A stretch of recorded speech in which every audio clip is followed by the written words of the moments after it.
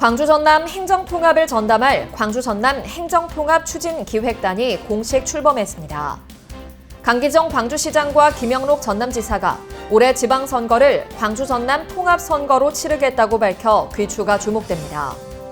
광주다운 통합돌봄이 올해 모든 시민이 권리로 누리는 보편 돌봄 체계로 완결됩니다. 지난해 다소 주춤했던 광주 지역 아파트 입주 물량이 올해는 대폭 늘어날 전망입니다. 지난해 광주와 전남은 역대 두 번째로 더운 해였던 것으로 나타났습니다. 시청자 여러분 안녕하십니까? DBS 광주 전남권 뉴스입니다.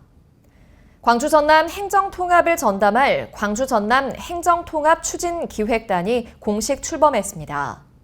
광주시와 전남도는 시청과 도청에서 각각 광주 전남 행정통합추진기획단 현판식을 열고 행정통합을 단계적으로 신속히 추진하겠다고 밝혔습니다. 앞으로 추진기획단은 통합 관련 행정 절차와 민관협의체 구성 운영, 시민 소통과 공론화 지원 등 행정통합 준비 과정을 전담하게 됩니다. 강기정 광주시장과 김영록 전남지사가 올해 지방선거를 광주 전남 통합선거로 치르겠다고 밝혀 귀추가 주목됩니다. 통합선거가 현실화할 경우 후보들은 광주나 전남에 한정된 메시지가 아닌 광주와 전남을 동시에 아우르는 선거 전략을 요구받게 됩니다. 물론 광주 전남 통합선거가 실제로 치러지기까지는 여전히 변수가 많습니다.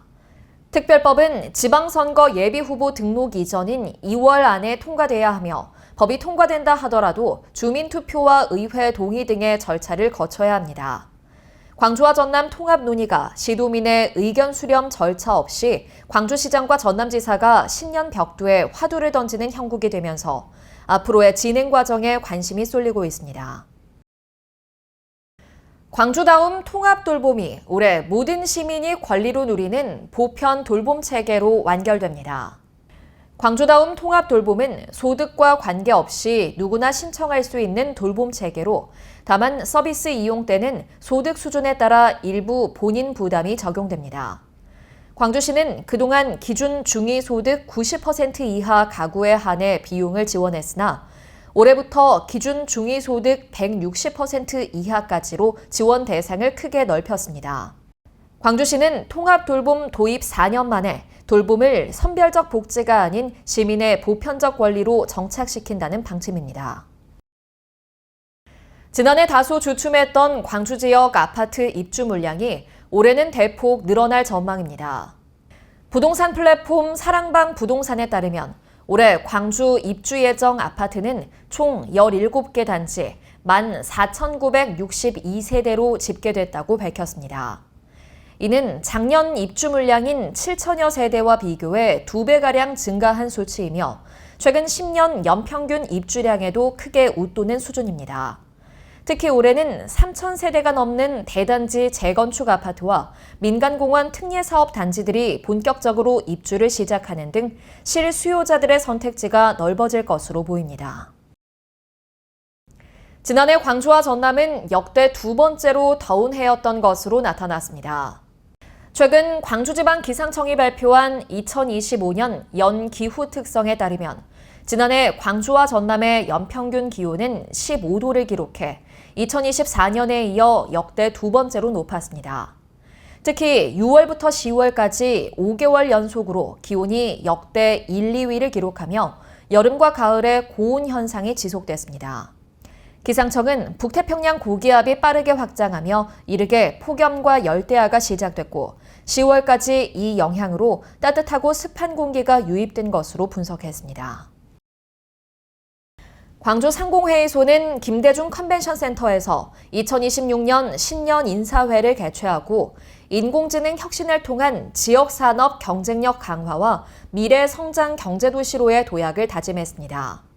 이날 행사에는 한상원 광주상위 회장과 강기정 광주시장, 지역 국회의원, 기관 단체장과 기업인 등 800여 명이 참석해 성황을 이뤘습니다.